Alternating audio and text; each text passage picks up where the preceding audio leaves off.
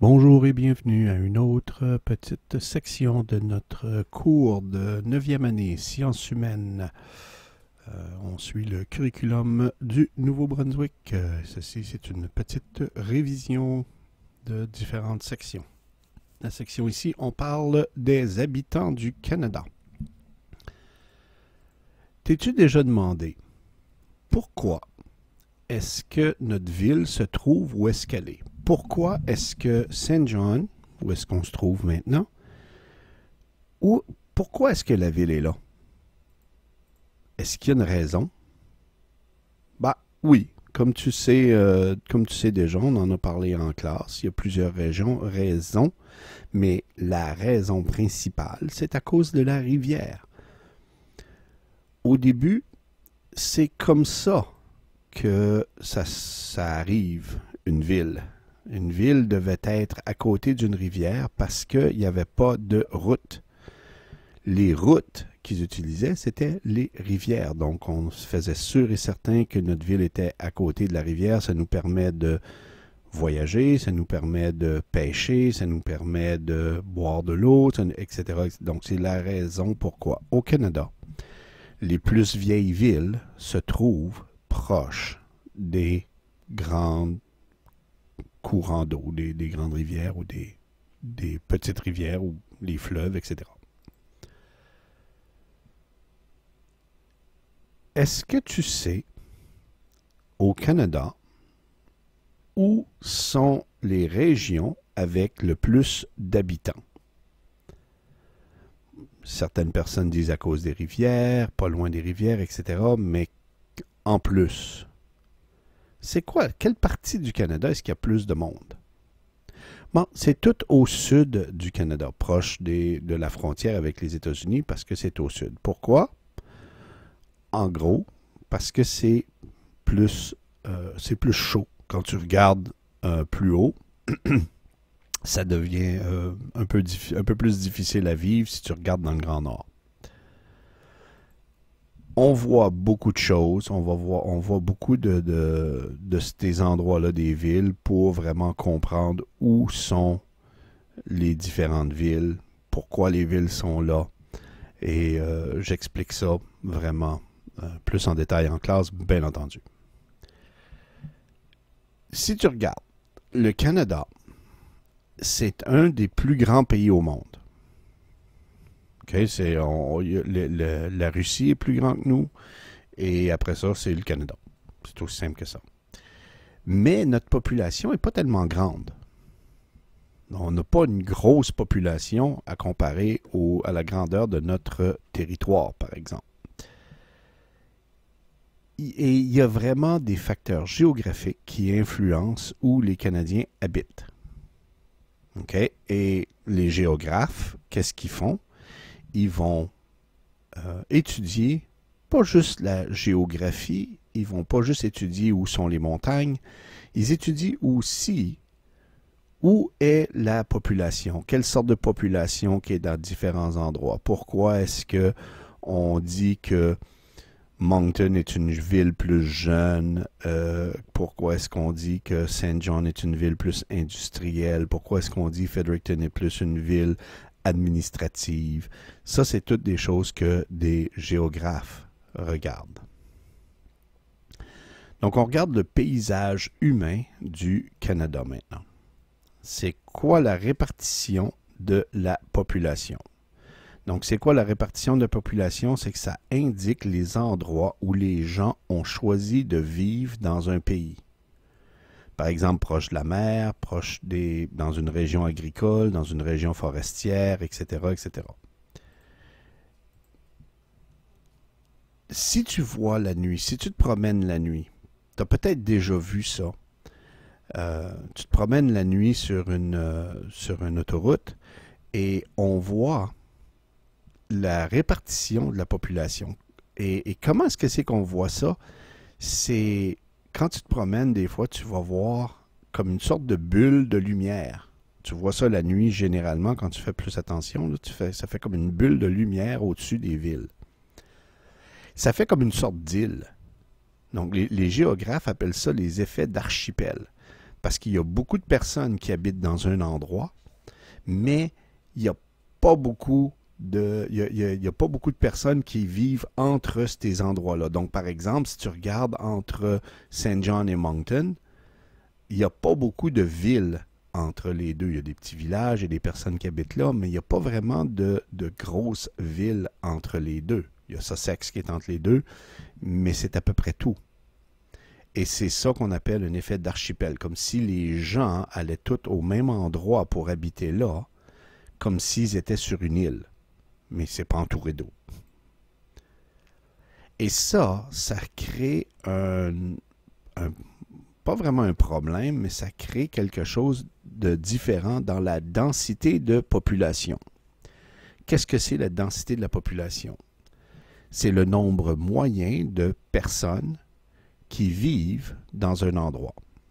Par exemple, si on dit le Canada a 3 habitants au kilomètre carré, ça veut dire qu'on a pris la grandeur du Canada, puis on a dit il y a tant de personnes là qui habitent. Donc, si on devait toutes séparer les personnes, il y aurait dans 1 kilomètre, donc tu fais un carré de 1 kilomètre, il y aurait 3 personnes dedans.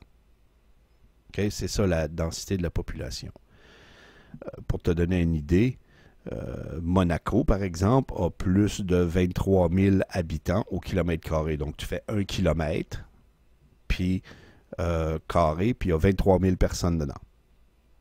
Okay? Donc, c'est pour donner un exemple. Donc, si je donne un autre exemple, Saint John Downtown va avoir plus d'habitants au kilomètre carré que si tu prends, par exemple, Sussex, où il y a moins d'habitants au kilomètre carré.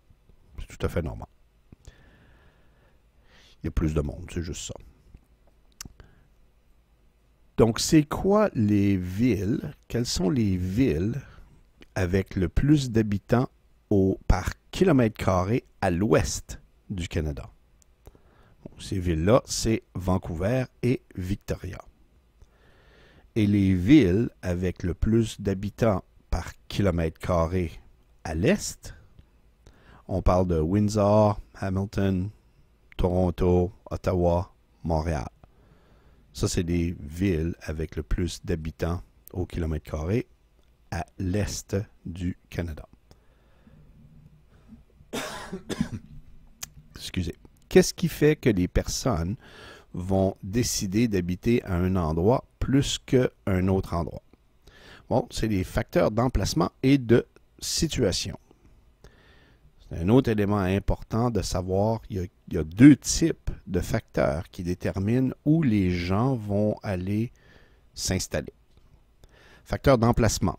Bon, est-ce qu'il y a des ressources? Est-ce que les sols sont fertiles? Est-ce qu'on peut faire pousser de la nourriture dans ce coin-là sans problème? Est-ce qu'il y a des arbres? Est-ce qu'il y a des poissons? Est-ce qu'il y a des minéraux? Est-ce qu'on peut vraiment vivre là? Les éléments de transport aussi. Est-ce qu'il y a des ponts? Est-ce qu'il y a des ports, un point de départ de navigation? Est-ce que c'est un endroit où on doit changer de moyen de transport? Est-ce qu'il y a des éléments de défense aussi? Est-ce que c'est plus facile à défendre, surtout au début de la colonie? Est-ce que c'est sur une île, une péninsule? Est-ce que c'est un port qui est abrité? Donc ça, c'est toutes des choses qui ont rapport plus à où est-ce qu'on va se mettre pour pouvoir vivre comme il faut. Maintenant, des facteurs de situation, comparativement aux facteurs d'emplacement. Un facteur de situation, c'est plus comment est-ce que les personnes ont une relation avec le lieu. Par exemple, est-ce que c'est plus économique, comme par exemple le transport, ou est-ce que c'est plus politique? Donc ça, c'est une autre chose qu'il y a là. La répartition canadienne est en grande partie due à l'interaction avec l'histoire et avec la culture et son relief. Donc, par exemple, quand les Européens sont arrivés, les Malicites vivaient au Nouveau-Brunswick. Ils vivaient le long du fleuve Saint-Jean. Qu'est-ce qui est arrivé quand ils sont arrivés? Bien, ils ont juste voulu habiter au même endroit, les Européens voulaient habiter au même endroit parce que c'était des régions qui étaient faciles à vivre. Leur facteur d'emplacement était beaucoup plus intéressant que les autres endroits. Donc les facteurs, oui, c'est comme je disais, les facteurs d'emplacement et de situation attiraient aussi les colons européens. C'est quand tu es un être humain, tu regardes un endroit, tu fais OK, moi je vais avoir cet endroit-là. Il y a déjà quelqu'un là. Qu'est-ce que c'est que ça fait? Bon, ça fait que les relations à long terme avec les Premières Nations et les Européens ont presque toujours provoqué le déplacement des populations des Premières Nations. Et on a toute une section où est-ce que c'est qu'on parle de ces relations-là avec les Premières Nations. Et on n'est pas, nous les Blancs, on n'est pas toujours du bon côté de cette relation-là, je peux vous dire ça. Maintenant, différents endroits ont eu différents impacts, ont eu différentes façons de s'installer. Par exemple, au Canada Atlantique, les Européens, eux autres, se sont installés dans le Canada, dans le Canada Atlantique, ont cultivé les terres fertiles. Mais comme il n'y avait pas vraiment beaucoup de terres cultivables dans le coin ici, on n'a pas des grandes terres cultivables, c'est juste assez pour une petite famille. Plusieurs des colons qui étaient ici ont préféré aller à la pêche en mer pour gagner leur vie. La situation en Nouvelle-France était un peu différente. Les colons qui voulaient habiter près de l'eau, parce qu'ils l'utilisaient à voyager. Les colons français ont utilisé le système seigneurial qui était en France, donc la division des terres était différente, on voit ça en classe. En Ontario, ils ont fait un peu différent, ils ont adopté le système de canton, county, parce que c'est vraiment, le terrain est différent, c'est beaucoup plus plat, donc c'était plus facile de faire un carré de 100 acres et de vivre là. Pour ce qui est des prairies, c'est encore plus plate que l'Ontario. C'est encore le terrain est beaucoup plus plat là-bas. Et pour une plus grande partie, donc, les terres étaient divisées dans des sections carrées de 640 acres. Donc, comme tu vois, c'est beaucoup plus grand comme terrain. Donc, ce qui a fait que les prairies ont été beaucoup plus portées à faire de l'agriculture que, par exemple, les maritimes où il n'y avait pas vraiment cette terre-là, où on a fait plus de la pêche. Et dans le nord, c'était vraiment quelque chose de différent là, parce que qu'est-ce que c'est qu'on a eu dans le nord? C'était beaucoup plus difficile. Mais qu'est-ce qu'on a fait? On a trouvé beaucoup d'or entre 1858 et 1896, c'est ce que c'est qu'on appelle la ruée vers l'or. Donc, les personnes voulaient aller dans le nord pour aller chercher de l'or qui était là. C'était super important.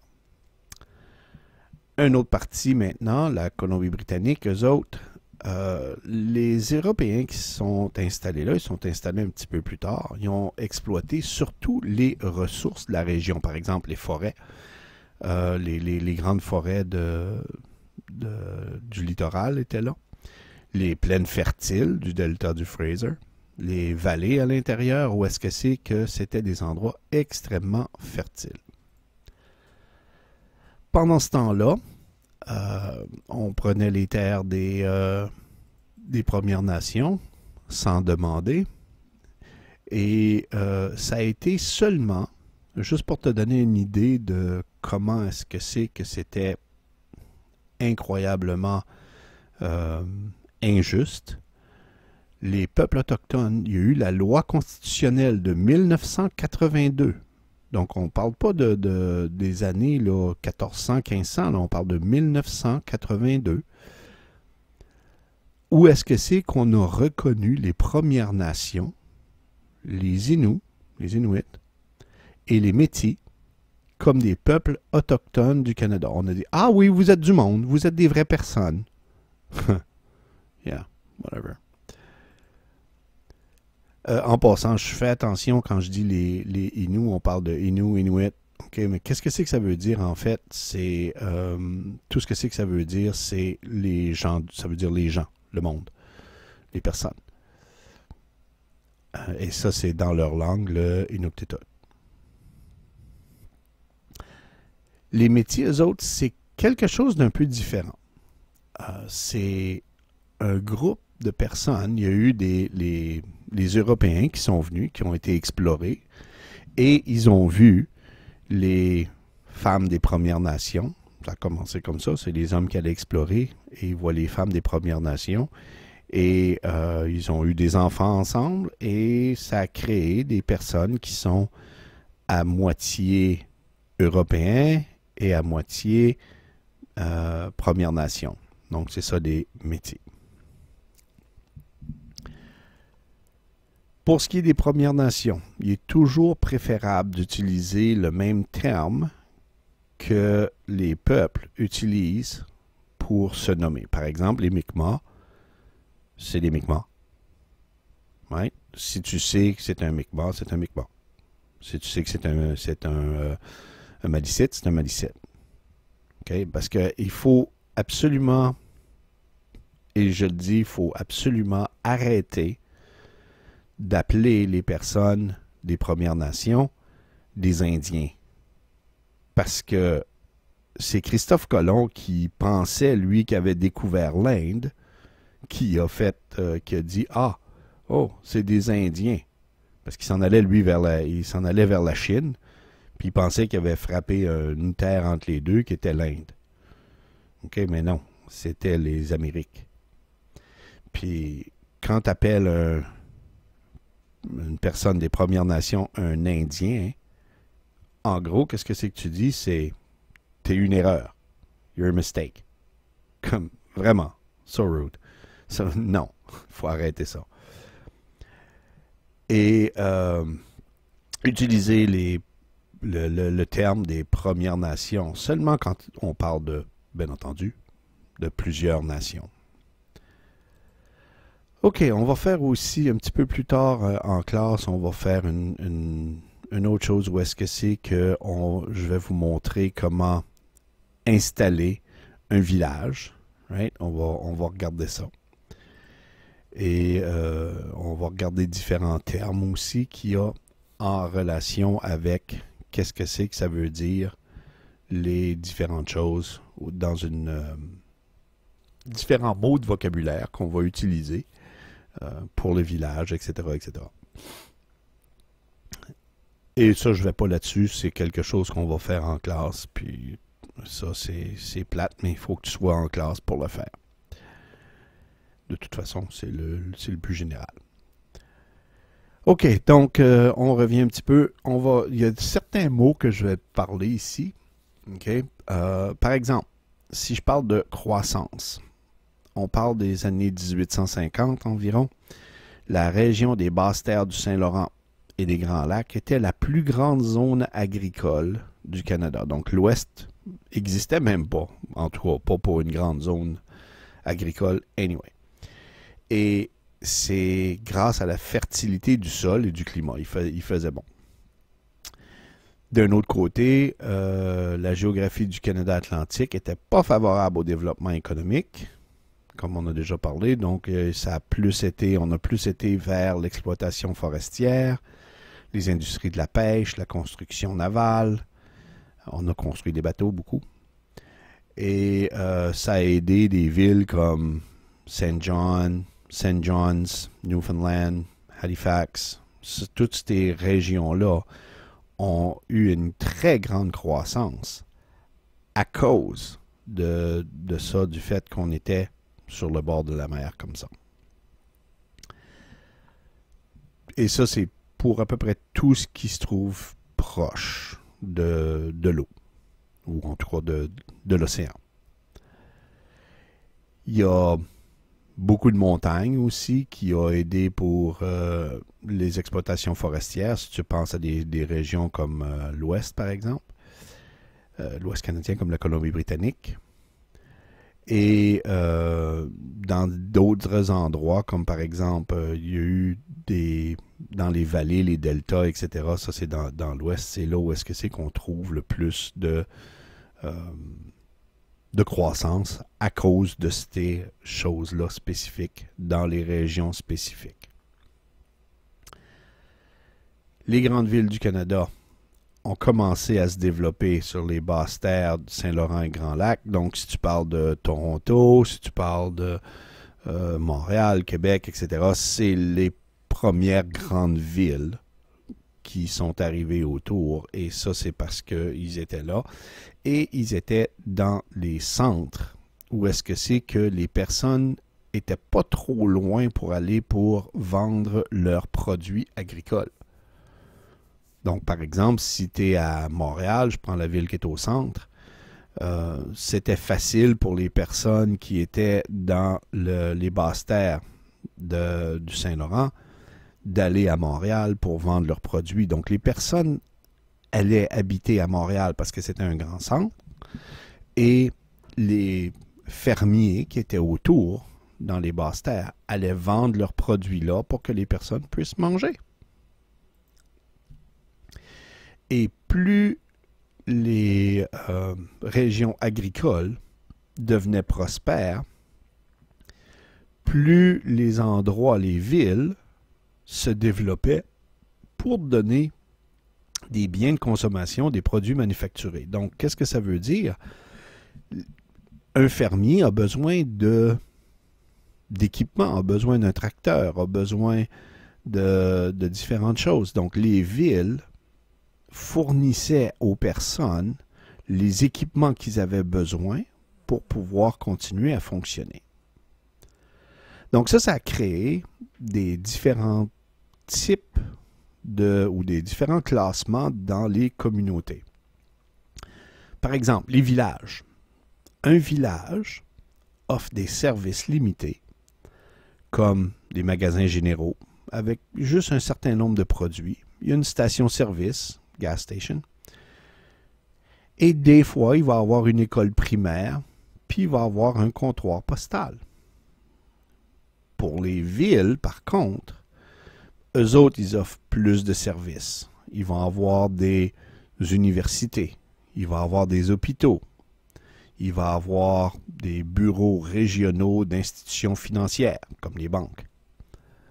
Il va y avoir les bureaux de gouvernement, autant fédéral que provincial. Il va y avoir des magasins spécialisés. Ça, c'est dans les villes. Et ça crée aussi un autre phénomène qui est un peu... qui est assez présent. Okay? Si tu penses à des endroits comme Moncton, Dieppe, c'est moins évident. Mais il y a des endroits... surtout dans le coin de Montréal, entre Montréal et Laval, par exemple, il y a un endroit qu'on appelle des corridors. Donc, si tu regardes corridor dans le dictionnaire, tu vas trouver hallways. C'est pas ça. Okay? Un corridor, ici, c'est quelque chose de différent. C'est, par exemple, tu as deux villes où il va y avoir une route entre les villes et de chaque côté de cette route-là, il va y avoir différents magasins qui vont se mettre à fonctionner là parce qu'ils ne veulent pas être dans le centre-ville ou ils ne peuvent pas être dans le centre-ville ni d'un côté ni de l'autre. Donc, ils vont s'installer le long de ça. Et ça forme comme un corridor entre les deux villes. Encore une fois, j'explique ça plus en détail en classe. Ici, c'est juste une révision. D'après le recensement, OK, ça, on change de section. Ici, on rentre dans le déclin des zones rurales.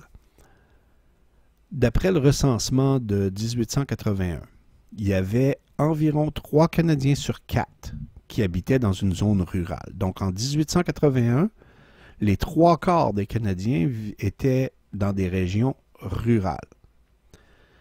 Ces zones-là sont à l'extérieur des villes, puis la majorité des Canadiens gagnaient leur vie dans le secteur primaire, donc l'agriculture. Okay? Primaire, secondaire, tertiaire, tu as probablement déjà vu ça à l'école intermédiaire, au middle school. Sinon, de toute façon, je revois la chose en classe. Donc, au cours des décennies suivantes, là, plus le temps avançait, le Canada a eu une révolution industrielle. Les villes, qui sont surtout dans le sud de l'Ontario et du Québec, sont devenues des villes industrielles et des centres de services. Les gens ont commencé à déménager puis aller vers ces centres-là. Parce que les gens trouvaient leur travail dans les fermes très difficile et ils ne gagnaient pas beaucoup d'argent et ils préféraient aller dans les villes, dans les zones urbaines pour pouvoir avoir plus d'argent peut-être et avoir un travail peut-être un petit peu moins difficile que le travail de fermier qui est du lever du soleil au coucher du soleil, comme on dit. Et ce mouvement-là de population des zones rurales vers les zones urbaines, on appelle ça l'exode rural. Donc, les personnes sont parties des zones rurales. Le taux d'urbanisation, lui, a continué d'augmenter. L'économie continue de changer. Il y a des fermes qui sont abandonnées. Et il y en a beaucoup de fermes qui sont abandonnées de plus en plus. Des communautés entières qui vivaient de la pêche et de l'industrie minière ont été abandonnées parce que les ressources étaient épuisées. Il n'y a plus de mines, il y a moins de poissons, etc., etc. Ça devient vraiment trop difficile, donc les gens partent de ça pour aller vers les zones rurales. Dans certains cas, ça cause qu'est-ce qu'on appelle les mégapoles. Qu'est-ce que c'est une mégapole? Une mégapole, c'est une urbanisation, donc c'est une grosse ville, et c'est devenu une tendance internationale. Il y en a beaucoup de mégapoles un peu partout dans le monde. Et ça crée des gros défis, surtout dans les pays en voie de développement, mais les mégapoles, c'est juste des zones urbaines qui sont tellement grandes que même la vie là est difficile. Vivre dans une zone urbaine comme ça, c'est difficile. Comme quoi? Qu'est-ce que je veux dire par là? C'est quoi les problèmes des mégapoles? Les mégapoles, comme par exemple Sao Paulo, Shanghai, Mexico City, c'est toutes des mégapoles. Et les problèmes, qu'est-ce que c'est qu'ils ont? C'est la pauvreté. Il y a une mauvaise qualité de l'eau et de l'air. Il y a beaucoup d'embouteillages, traffic jam. Il y a les services qui sont inadéquats. Par exemple, plusieurs maisons n'ont pas d'électricité, n'ont pas d'eau. Ils ont les égouts presque jamais. Et enlever les ordures, garbage, c'est presque pas possible. Donc, il y a une grande dégradation des infrastructures, comme les routes, par exemple, les ponts, le logement, l'accès à la nourriture. Donc, toutes ces choses-là font que ça devient très difficile dans les mégapoles.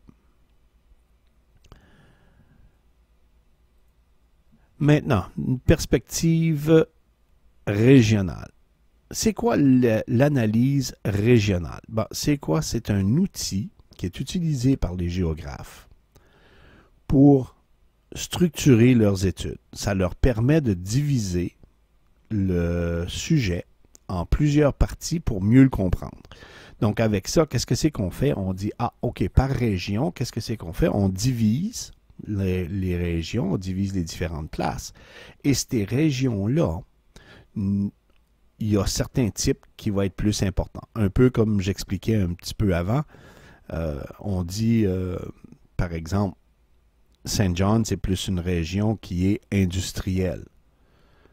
OK, mais pourquoi est-ce qu'on dit ça? Ben parce qu'on a fait une analyse régionale et on a fini par voir et comprendre que c'était C'était la chose qui faisait travailler le plus de personnes.